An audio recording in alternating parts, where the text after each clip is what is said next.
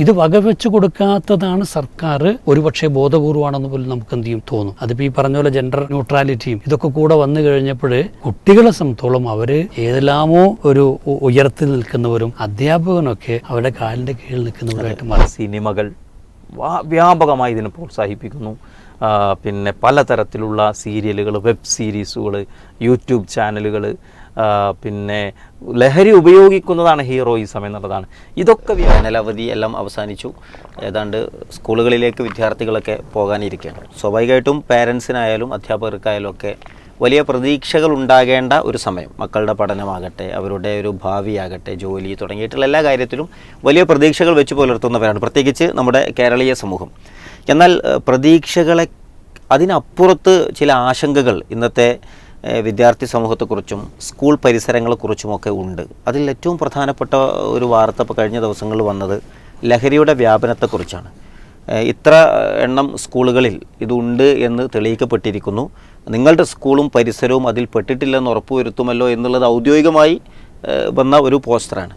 അപ്പം നമ്മുടെ നാട്ടിൽ ഈ ഒരു ലഹരിയുടെ ഒരു സാഹചര്യം ഇപ്പോൾ എന്താണ് നമ്മൾ ഈ ഒരു ഘട്ടത്തിൽ ശ്രദ്ധിക്കേണ്ടത് എന്ന് എൻ്റെ ഓർമ്മ ശരിയാണെങ്കിൽ ഞാൻ കോളേജിൽ പഠിക്കുന്ന കാലത്ത് എന്ന് വെച്ചാൽ ഒരു 10-30 വർഷം മുൻപ് അന്നത്തെ മലയാളമാണോ ഇതൊരു വരിക ഒരു വലിയ സ്തോഭജനകമായൊരു വാർത്ത അന്ന് പ്രസിദ്ധീകരിച്ചു. അതിൻ്റെ ഒരു കവർ പേജിൽ ഉണ്ടായിരുന്നു വെച്ചാൽ ആ പൊടിക്കാറ്റ് കേരളത്തിലും എത്തുന്നു എന്നായിരുന്നു.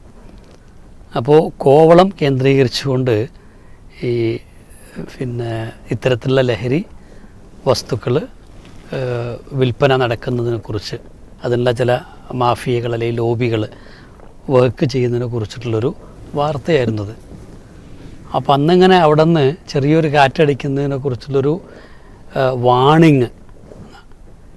ഇന്ന് നമ്മളെ സംബന്ധിച്ചോളം ആ കാറ്റ് നമ്മുടെ ചെറിയ കുട്ടികളുടെ ഇടനെഞ്ചിലേക്കൂടെ കടന്നു പോയിക്കൊണ്ടിരിക്കുന്നു എന്നുള്ളതാണ്. ഈ നമ്മുടെ ഈ NCBയുടെ അതായത് നാർക്കോട്ടിക് കൺട്രോൾ ബ്യൂറോയുടെ ഡെപ്യൂട്ടി ഡയറക്ടറായിട്ടുള്ള സഞ്ജയ് കുമാർ സിംഗ് 22 പറഞ്ഞൊരു കാര്യം എന്താ വെച്ചാൽ ഇന്ത്യയിൽ 10 കോടിയോളം ആളുകൾ ലഹരി ഇത്തരത്തിലുള്ള നാർക്കോട്ടിക് ഡ്രഗ്സ് ഉപയോഗിച്ചുകൊണ്ടിരിക്കുന്നതാണ്. മാത്രമല്ല അതിനകത്ത് തന്നെ ഈ ഏത് വർഷം പറഞ്ഞാണ് 22 ഈ കഴിഞ്ഞ 2 വർഷം മുമ്പ്. അതിപ്പോൾ എന്തായാലും 2 കോടിയെങ്കിലും കൂടിയിട്ടുണ്ടാവും, ഇത്രയും പറയാൻ വയ്യ. അതിൽ തന്നെ എന്താ വെച്ചാൽ ഈ 13% 22 വയസ്സിൽ താഴെയുള്ള കുട്ടികളാണെന്നുള്ളതാണ്.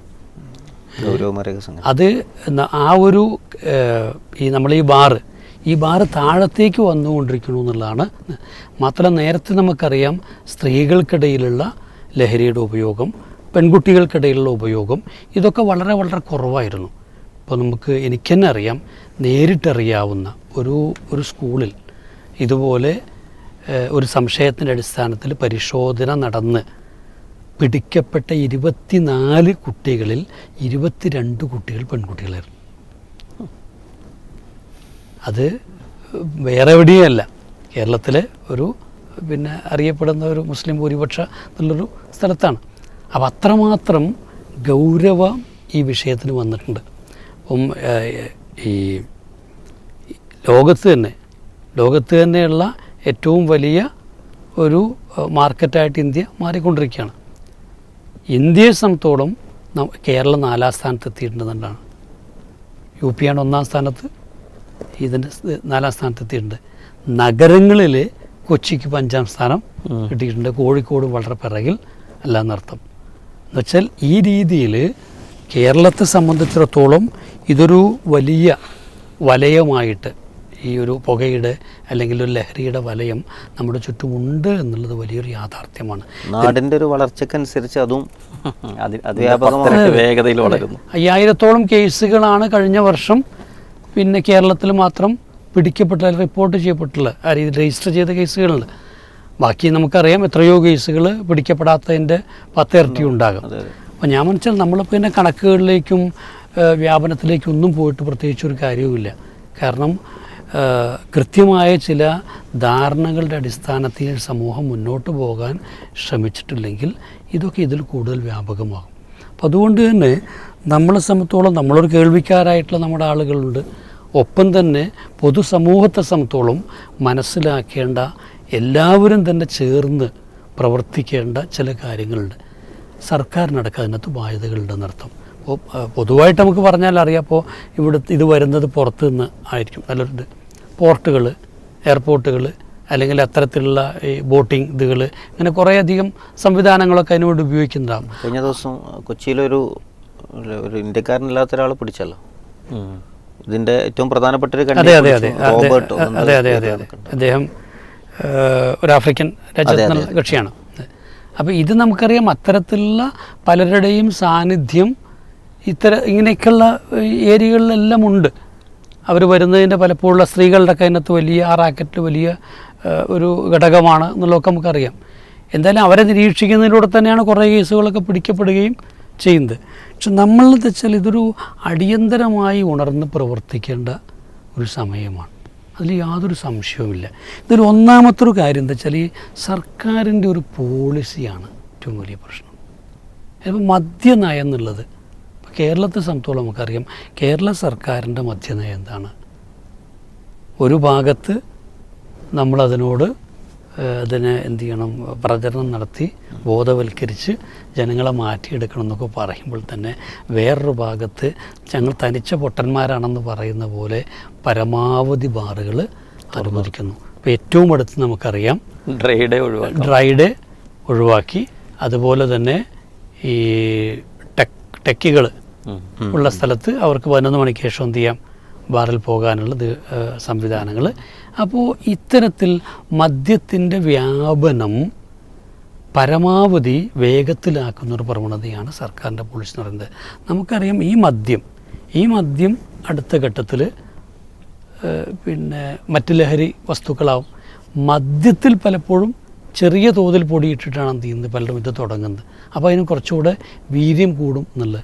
അപ്പോൾ സർക്കാരിൻ്റെ ഭാഷയിൽ പറഞ്ഞാൽ നല്ല ക്വാളിറ്റി ലിക്വർ കൊടുക്കാൻ വേണ്ടിയിട്ടാണ് സർക്കാർ ശ്രമിക്കുന്നത്. പക്ഷേ കുറച്ച് കഴിയുമ്പോൾ, കുടിക്കാൻ തുടങ്ങുമ്പോൾ ചിലപ്പോൾ ക്വാളിറ്റിയൊക്കെ ഉണ്ടാവും, പക്ഷേ കുറച്ച് കഴിയുന്നതോടെ ഇത് ഒരിക്കലും തന്നെ അവിടെ നിൽക്കാൻ പറ്റില്ല. അതിൻ്റെ സാമ്പത്തിക ഇതുകൾ അപ്പോൾ പിന്നെ കിട്ടിയതെന്തും കുടിക്കാനും കഴിക്കാനും തുടങ്ങുന്നതാണ്. പിന്നെ നമ്മൾക്ക് തന്നെ ആലോചിച്ചറിയാം, ഇപ്പോൾ ഏതെങ്കിലും ഒരു ബാറ് 18 വയസ്സ് താഴെയുള്ളൊരു കുട്ടി മദ്യപിച്ചു എന്നുള്ള പേര് പൂട്ടി നമ്മൾ കേട്ടിട്ടുണ്ടോ? ഒരു കൃത്യമായിട്ടുള്ളൊരു വാച്ച് അത് വേണം, ആ രീതിയിൽ പാടില്ല, ഇത് പ്രിവെൻറ്റ് ചെയ്യണമെന്നുള്ള ഒരു താല്പര്യം സർക്കാരിനുണ്ടെങ്കിൽ സർക്കാർ ഇവിടുത്തെ ഒരു 10 ബാറിൻ്റെ മുൻപിൽ, പ്രത്യേകിച്ച് ഇപ്പോൾ സ്കൂളുകളോ കോളേജുകളോ ഒക്കെ അടുത്തുള്ള അല്ലെങ്കിൽ ബസ് സ്റ്റാൻഡിൻ്റെ അടുത്തൊക്കെ ഉള്ള ഒരു 10 ബാറുകളുടെ മുമ്പിൽ ഒരു 10 ദിവസം പോലീസിനെ നിർത്തിയാൽ പോലും എന്ത് കാണാൻ പറ്റും? ഈ പറയുന്ന പ്രായപൂർത്തിയാകാത്ത കുട്ടികളടക്കം കയറിപ്പോന്ന് കാണാൻ കഴിയും. അപ്പോൾ ഇത് തടയാൻ വേണ്ട, അല്ലെങ്കിൽ അത്തരമൊന്നും സംഭവിക്കരുത് എന്നുള്ളൊരു ജാഗ്രത സർക്കാരിനെ സംബന്ധിച്ചോളം എന്തായാലും ഇല്ല. കാരണം മദ്യം ഏതെങ്കിലും ഒരു ഓണത്തിന് കുറച്ച് കച്ചവടം കുറഞ്ഞു കഴിഞ്ഞാൽ എന്താണ്, എന്തോ ഒരു വലിയ സങ്കടമാണ് പലപ്പോഴും പത്രങ്ങളിലൊക്കെ നമ്മൾ കാണുന്നത്. അപ്പോൾ എന്തായാലും ഇത് വളരെ പ്രധാനമാണ്. രണ്ടെന്ന് വെച്ചാൽ നിയമങ്ങൾ ശക്തമാക്കാതെ ഒരു രക്ഷയില്ല, പരിഹാരമല്ല. നിലവിലെ നിയമങ്ങൾ എന്ന് പറയുന്നത് ദുർബലമാണ്. അത് നാർക്കോട്ടിക്സിൻ്റെ അടക്കം കാര്യത്തിൽ ദുർബലമാണ്. 2 വർഷം കഴിഞ്ഞാലൊക്കെ എന്ത് ചെയ്യുന്നു, പുറത്തു വരും. അപ്പോൾ കഞ്ചാവിൻ്റെയൊക്കെ നമുക്കറിയാം ഒരു പുറത്തു വരും. പിന്നെ ഇതിൽ പിടിക്കപ്പെടുന്ന ആളുകൾ നോക്കിയാൽ നമുക്കറിയാം അവർ റിപ്പീറ്റഡായിട്ട് ഈ ക്രൈം ചെയ്യുന്നവരാണ്. കാരണം വളരെ ചെറിയ ഒരൊറ്റ ട്രേഡിലൂടെ ഒരു മാസം ജീവിക്കാൻ വേണ്ട പൈസ കൊടുക്കുന്നുണ്ടാവുകയാണ്. അത്രയും വേഗത്തിൽ പണം, മാത്രമല്ല അത് തലയിലേറ്റ് ചാക്കിലേറ്റ് കൊണ്ടുപോകുന്നും വേണ്ട, പോക്കറ്റിൽ കൊണ്ടുപോകുന്ന സാധനം മതി. അപ്പോൾ അതുകൊണ്ട് തന്നെ ഇത്തരത്തിൽ വളരെ വേഗത്തിൽ ലാഭം കൊയ്യാൻ കഴിയുമെന്നുള്ളതുകൊണ്ട് തന്നെ അത് ആ നിലയ്ക്ക് തടയാൻ പറ്റില്ല. കർക്കശമായിട്ടുള്ള നിയമങ്ങളിലൂടെ മാത്രമേ ഇതിന് ഒരു പക്ഷേ ഉള്ളത്. നിയമങ്ങൾ പോലും അത് ശിക്ഷാ കാലാവധി എന്താണ് നീണ്ടിരും. മാത്രമല്ല ഒരാളെ ഒന്നിലധികം തവണ പിടിക്കുന്ന സമയത്ത് എന്ത് രൂപത്തിലുള്ള ശിക്ഷയാണ് നൽകേണ്ടത് എന്നുള്ളത് ഒക്കെ മാറി ചിന്തിക്കേണ്ട ഇതായിട്ടുണ്ട്. ഒരേ ശിക്ഷ തന്നെ വീണ്ടും വീണ്ടും കൊടുത്തിട്ട് പരീക്ഷിക്കേണ്ട ഒരു ആവശ്യമില്ലാത്തതാണ്. മൂന്നെന്താ വെച്ചാൽ നമുക്കറിയാം, നമുക്ക് പോലീസ് സംവിധാനമുണ്ട്, എക്സൈസ് ഉണ്ട്, നാർക്കോട്ടിക് കൺട്രോൾ ബ്യൂറോ ഉണ്ട്. ഇതിനിപ്പോൾ പോലീസിനെ സംബന്ധിച്ചോളം അവരുടെ മെയിൻ ജോബ് അല്ലാതെ, പക്ഷേ അവരും എന്ത് ചെയ്യാം, അറിയുകയും കാണുകയൊക്കെ ചെയ്താൽ പിടിക്കാം. പക്ഷേ എക്സൈസിനെ പോലുള്ളതൊക്കെ ശരിക്കും ദുർബലമായ സംവിധാനമാണ്. ഒരു ചെറിയ ഓഫീസ് ഉണ്ടാവും, അതിൽ കുറച്ചാളുണ്ടാവും, വേറെ കാര്യമായ സംവിധാനം ഒന്നും അവർക്ക് ഉണ്ടാവില്ല. ഇനി ഇവരെ മോണിറ്റർ ചെയ്യുന്നൊരു സെല്ലുണ്ടോ? ഇപ്പോൾ നമ്മൾ സാധാരണ ഇപ്പോൾ പോലീസിനെ കൊണ്ടൊക്കെ ഈ സർക്കാർ ചിലപ്പോൾ പണിയെടുപ്പിക്കലുണ്ട്. 1000 കോടി എന്ത് ചെയ്യണം, ഈ മാസം ഫൈന് പിരിപ്പിക്കണം എന്ന് പറയാം. അതോടെ എന്ത് ചെയ്യും, പോലീസ് വളരെ ജാഗ്രതയോടെ പണിയെടുത്തിട്ട് 1100 കോടി പിടിച്ചു കൊടുക്കുന്നുണ്ടല്ലേ. എന്തുകൊണ്ട് ഇത്തരത്തിലൊന്നും തന്നെ എക്സൈസിൻ്റെ മുകളിൽ അല്ലെങ്കിൽ നാർക്കോട്ടിക് കൺട്രോൾ ബ്യൂറോയുടെ മുകളിലൊക്കെ ഇതുപോലെയുള്ള ചില പ്രഷേഴ്സ് വരികയാണെങ്കിൽ അവർ കൂടുതൽ ജാഗ്രതയോടെ പണിയെടുക്കുന്ന അവസ്ഥ ഉണ്ടാകും. അത് ആവശ്യമാണ്. കാരണം സർക്കാർ സംവിധാനത്തെ അതിൻ്റെ ഏറ്റവും നല്ല രീതിയിൽ. പിന്നെ ഇതിനകത്തുനിന്ന് തന്നെ നമുക്കറിയാം, ഇപ്പോൾ പലപ്പോഴും ഇവർ തമ്മിലുള്ള നെക്സസുകൾ ഉണ്ടാവും. ഈ പറയുന്ന അന്വേഷണ ഏജൻസികളും ഡ്രഗ് മാഫിയൊക്കെ തമ്മിലുള്ള നെക്സസുകൾ വളരെ വേഗത്തിൽ ഡെവലപ്പ് ചെയ്യുന്നു. ഇപ്പോൾ നമ്മൾ ഇന്നലെ 2 ദിവസം മുമ്പാണ് കേട്ടത്, ഒരു DYSP ഒരു ഗുണ്ടാ നേതാവ് നടത്തിയ വിരുന്നിൽ പങ്കെടുത്ത് അതിനകത്ത് എന്താണ്, കുറച്ച് കഴിഞ്ഞപ്പോൾ തൻ്റെ താഴെയുള്ള SIമാരും CIമാരൊക്കെ എന്ത് ചെയ്യുന്നുണ്ട്, കയറി വരുന്ന കണ്ടപ്പോൾ അദ്ദേഹം നാണം കിട്ടുന്നത് എന്താണ്, അവിടെ നിന്ന് അങ്ങോട്ട് ഓടി മാറി നോക്കിയാണ്. അപ്പോൾ ഇത് വളരെ വ്യക്തമാണ്, നമ്മുടെ നാട്ടിൽ ഇല്ലാത്തൊന്നല്ല. അതുകൊണ്ട് മുഴുവൻ പോലീസിനെ, മുഴുവൻ എക്സൈസ് ഉദ്യോഗസ്ഥരെ നമുക്ക് അടച്ചാക്ഷേപിക്കാൻ പറ്റില്ല. അതിനാത്മാർത്ഥമുണ്ട്. അതെ. അപ്പോൾ അത്തരത്തിലുള്ള ആളുകളെ സ്വാഭാവികമായും കണ്ടെത്തി അത്തര വിങ് ഉണ്ടാക്കുന്ന വേണം. അവർക്ക് കൂടുതൽ അധികാരങ്ങളോ അല്ലെങ്കിൽ കൂടുതലായിട്ടുള്ള ഈ സാധ്യതകളൊക്കെ നൽകിക്കൊണ്ട്. പിന്നെ ഒരു നമ്മൾ കേട്ടൊരു വലിയൊരു വേദനിപ്പിക്കുന്നൊരിതുണ്ട്.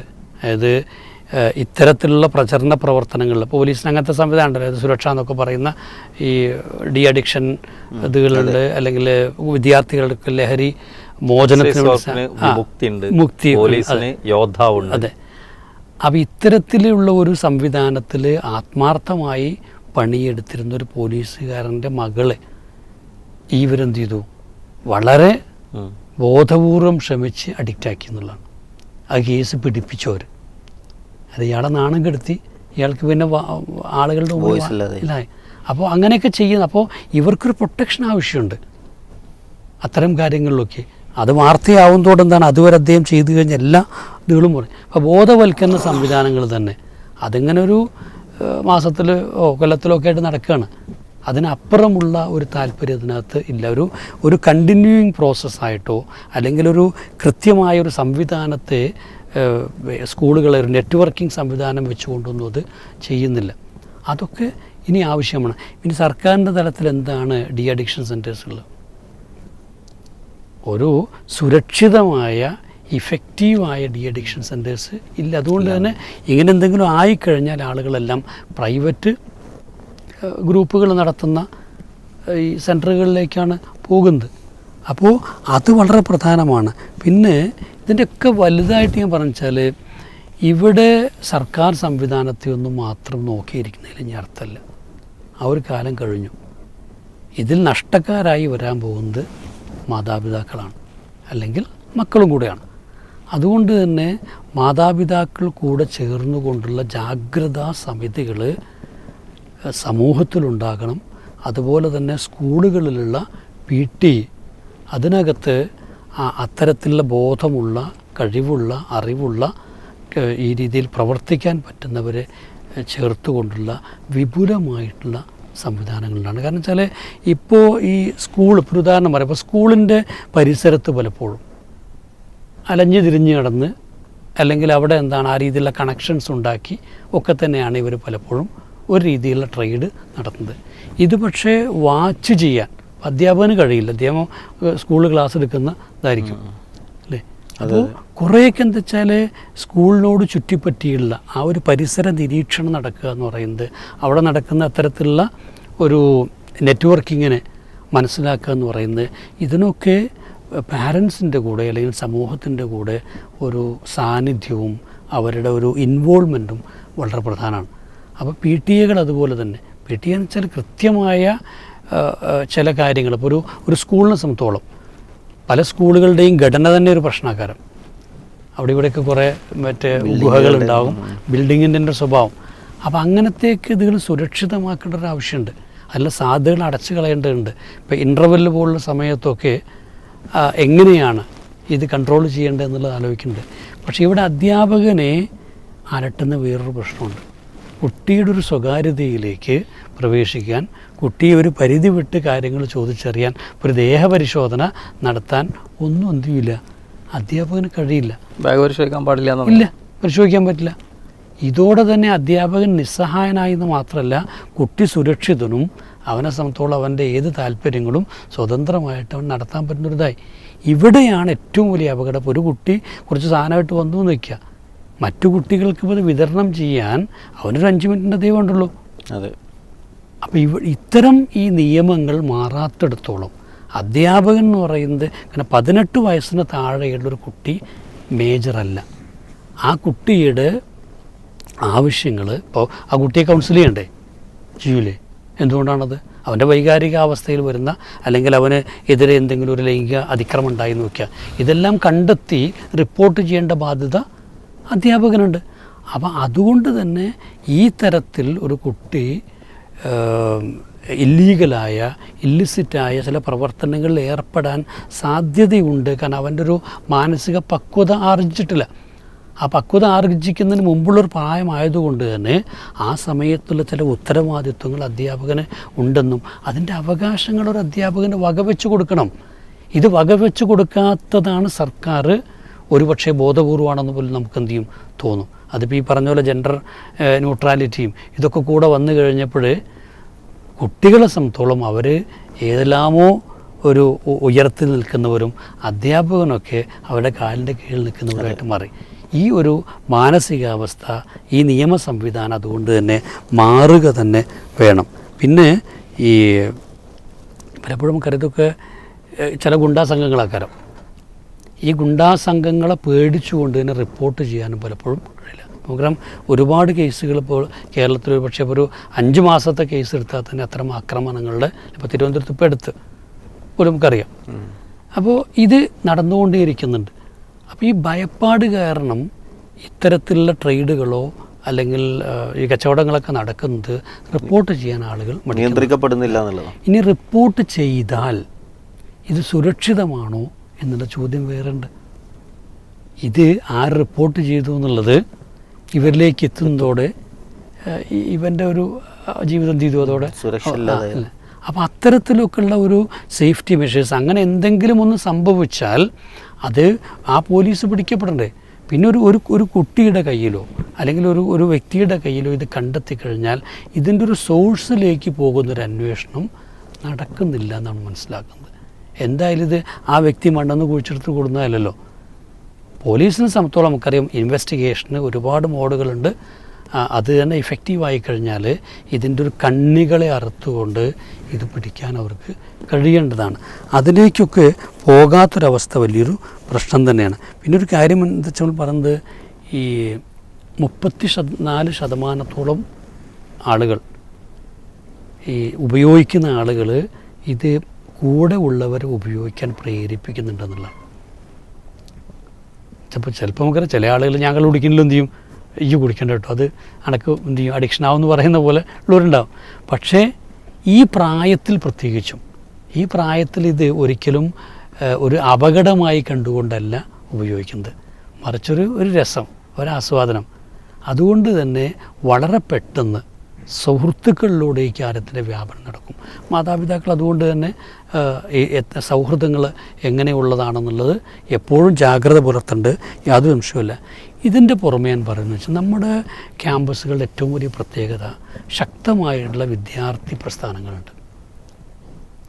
ഈ വിദ്യാർത്ഥി പ്രസ്ഥാനങ്ങളുടെ പ്രയോറിറ്റികൾ എന്തൊക്കെയാണ്? അവരെന്തിനു വേണ്ടി നിലകൊള്ളുന്നതാണ്?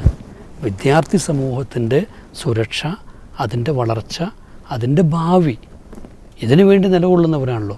അതിന് വിഘാതമായി വരുന്ന കാര്യങ്ങളെ കൃത്യമായിട്ട് മനസ്സിലാക്കി ഇടപെടേണ്ട ഒരു ബാധ്യത വിദ്യാർത്ഥി പ്രസ്ഥാനങ്ങൾക്കുണ്ട്. അപ്പോൾ അവരൊരു അക്കൗണ്ടബിളാണ് ഈ വിഷയത്തിൽ. ഒരു ക്യാമ്പസിൽ കാരണം ബാക്കി ചെറിയ വിഷയം ഉണ്ടാവരെന്ത് ചെയ്യും, ഇപ്പോൾ പ്രിൻസിപ്പൾ എന്ത് ചെയ്തു, പ്രിൻസിപ്പൾ ഒരു പരിപാടി നടത്താൻ സമ്മതിച്ചില്ല എന്ന് പറഞ്ഞാൽ എന്താണ്, അത് സോഷ്യൽ മീഡിയയിൽ മുഴുവൻ ഭയങ്കര കലാപം അല്ല നടക്കുന്നത്. സമരം തടയൽ, പ്രിൻസിപ്പളെ കരാവ് ചെയ്യൽ, ഇതൊക്കെ നടക്കുമ്പോഴും തങ്ങളുടെ ഒരു ക്യാമ്പസിൽ ഇത്ര ഗൗരവമുള്ളൊരു കാര്യം നടന്നു എന്നറിഞ്ഞിട്ട് ഇവിടെ ഏതെങ്കിലും വിദ്യാർത്ഥി പ്രസ്ഥാനം അതിശക്തമായ രൂപത്തിൽ സർക്കാരിനെതിരെ അല്ലെങ്കിൽ ആ സംവിധാനത്തിനെതിരെ ഉണ്ടോ? കാണുന്നില്ല നമ്മൾ.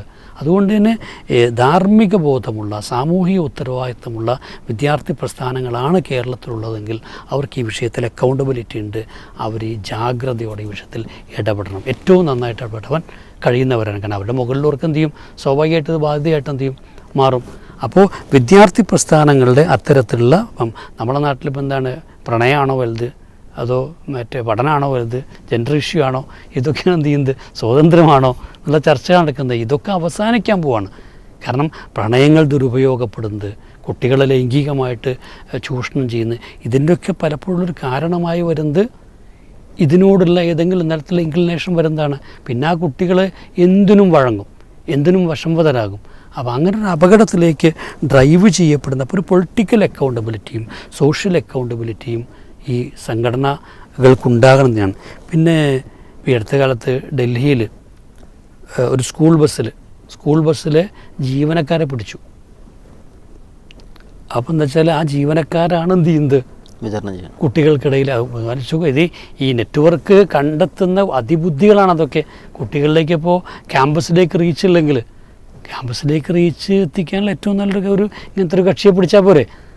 അപ്പോൾ ഈ വ്യക്തിയെ പിടിച്ചു കഴിഞ്ഞപ്പോൾ അദ്ദേഹം എന്താണ് മാസങ്ങളായിട്ട് ഈ കുട്ടികൾക്ക് മാത്രമല്ല ആ കുട്ടികളിലൂടെ മറ്റു കുട്ടികളിലേക്കും ഇത് എത്തിക്കുന്നുണ്ടെന്നുള്ളതാണ്.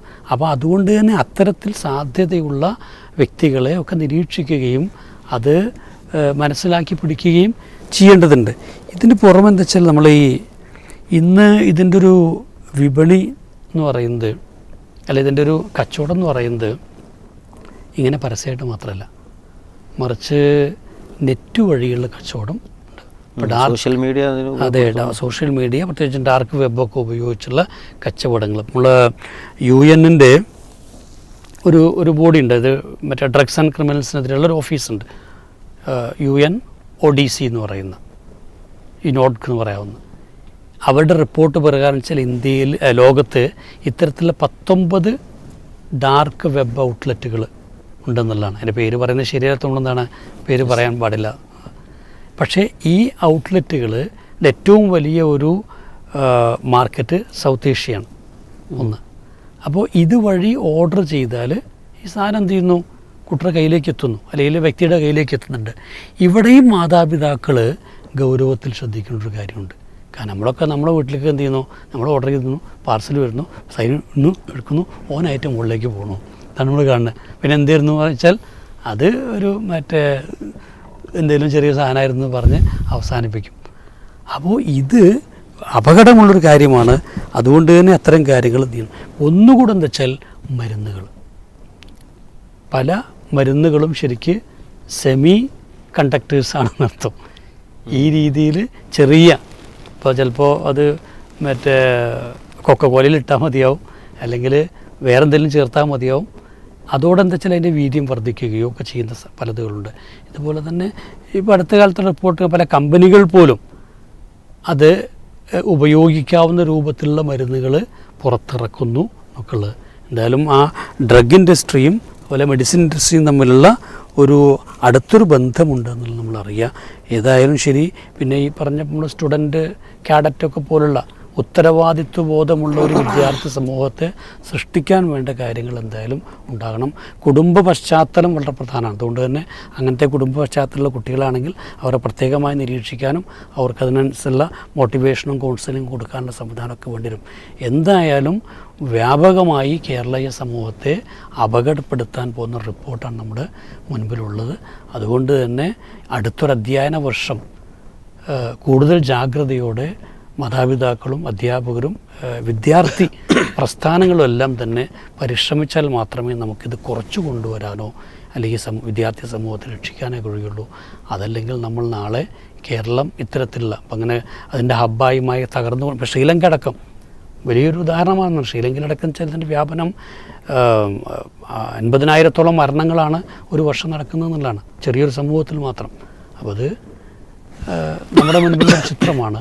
ആ ഒരു ചിത്രം മാറ്റി വരയ്ക്കണമെന്നുണ്ടെങ്കിൽ നമ്മൾ ഒന്നിച്ചു ചേർന്ന് പരിശ്രമിച്ചാൽ മാത്രമേ നടക്കുകയുള്ളൂ. നമ്മുടെ ഒരു നാടിൻ്റെ ഭാവി എന്നത് വളരെ പ്രധാനമാണ്. ഭാവി തലമുറ എന്ന് പറയുന്നത് വിദ്യാർത്ഥി സമൂഹമാണ്. നാളെ നാടിനെ നയിക്കേണ്ടവരും മറ്റൊക്കെ അവരെയാണ്. ഈ ഇതുവരെ നമ്മൾ കേട്ട ഒരു ഭീകരമായ ഒരവസ്ഥ ഉണ്ട്. അതിലേക്ക് ഇനി എന്തെങ്കിലും കാര്യങ്ങൾ കൂട്ടിച്ചേർക്കേണ്ടതുണ്ട്? ഒരു 2 പോയിന്റ് ചേർത്ത് ഞാൻ അവസാനിപ്പിക്കാം. ഒന്ന്, ഇപ്പോൾ ഇവിടെ നേരത്തെ പറഞ്ഞ പോലെ ഒരു കാപട്യം ആണിതെല്ലാം എന്ന് ആര് നോക്കിയാലും തോന്നും. അത് ഒരു ഭാഗത്ത് ഇതിനെതിരെ ക്യാമ്പയിൻ നടക്കുന്നു, വളരെ ദുർബലമായ പ്രചാരണങ്ങൾ നടക്കുന്നു. ഒരു ചെറിയ വളരെ ദുർബലമായ എക്സൈസ് ഡിപ്പാർട്ട്മെൻറ്റ് എന്ന് പറഞ്ഞൊരു വകുപ്പിൻ്റെ കീഴിൽ പിന്നെ ആളുകൾ ഇങ്ങനെ ഓടി നടന്ന് ക്ലാസ് എടുക്കുന്നു. മറുഭാഗത്ത് കച്ചവടം അങ്ങനെ പൊടി പിടിക്കുന്നു. അപ്പോൾ നിയമം ശക്തമല്ല, തടയാനുള്ള സംവിധാനങ്ങൾ നമുക്കില്ല. കുറേ ഈ സംവിധാനങ്ങൾ ശക്തി കുറവ് കൊണ്ട് തന്നെ ഇത് വളരെ ചിലത് കണ്ടെത്താനും പ്രയാസമാണ്. ഒരു 1000 ചാക്ക് ഒരു കണ്ടെയ്നറിൽ ഭക്ഷ്യവസ്തു വരും, അതിൻ്റെ ഇടയിൽ ഒരു ചാക്ക് കരുന്നേറ്റി ആരും അറിയൊന്നുമില്ല, പെട്ടെന്ന് പിടിക്കാനൊന്നും കഴിയില്ല. പക്ഷെ പിടിക്കപ്പെടുന്ന എനിക്ക് തോന്നുമ്പോൾ ഒരു നാളെ ഒരാൾ പറയണ്ട, ഒരു 100 ചാക്ക് അല്ലെങ്കിൽ ഒരു 2 ചാക്ക് 200 കിലോ അല്ലെങ്കിൽ 300 കിലോ ഹാൻഡ്സ് പിടിച്ചു വിചാരിക്കുക. ഞാൻ ആ തുക പറയണില്ല, അയാൾക്ക് കൊടുക്കാവുന്ന ഒരു പെറ്റി കേസാണ്. ഒരു ചെറിയ എമൗണ്ട്, വളരെ 500 രൂപക്ക് താഴെയുള്ള ഒരു എമൗണ്ട് പെറ്റി കേസാണ് അയാൾക്ക് ചുമത്താൻ പറ്റുക. കാരണം അത്ര ദുർബലമാണ് നമ്മുടെ നിയമം.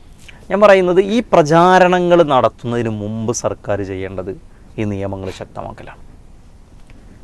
ഈ ശക്തമായ നടപടി നേരിടാൻ ഉള്ളൊരു സാഹചര്യം ഉണ്ടാവണം. അതില്ലാത്തിടത്തോളം കാലം ഇത് ഭീകരമായ നിലക്ക് കുട്ടികളെ ബാധിക്കുന്നു. എന്നാൽ ഞാനൊരു ദിവസം ഒരു ഹയർ സെക്കൻഡറി അധ്യാപകനോട് ഇങ്ങനെ സംസാരിച്ചപ്പോൾ അദ്ദേഹം പറയണേ, വളരെ പിന്നെ കുസൃതിയായിട്ടുള്ള കുറച്ചൊരു വികൃതിയൊക്കെ ഉള്ളൊരു കുട്ടി ക്ലാസ് റൂമിൽ വളരെ അടങ്ങിയിരിക്കണമെങ്കിൽ മനസ്സിലാക്കണം, അവൻ്റെ വായിൽ കൂളുണ്ടാവും.